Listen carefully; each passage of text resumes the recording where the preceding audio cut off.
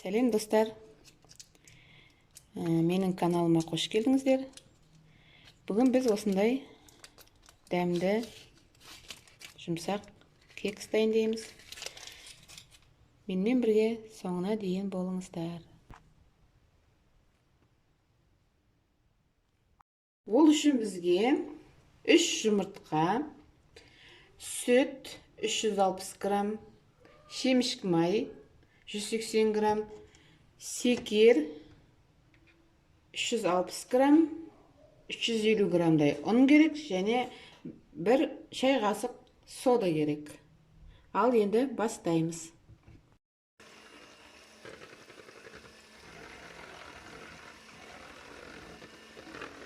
Жұмыртқамызды кішкене қайсыға секерді аздан қауыртамыз.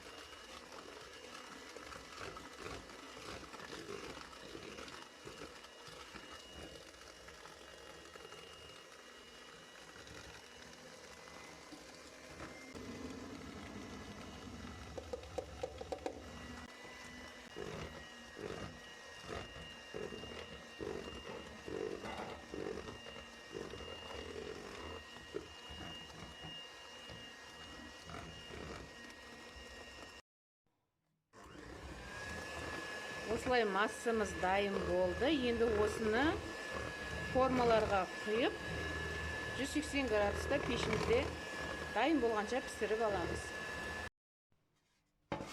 Осылай бір қасық құйып шығамыз формамызға, сосын 180 градуста қызып тұрған пешімізге салып пісіріп аламыз.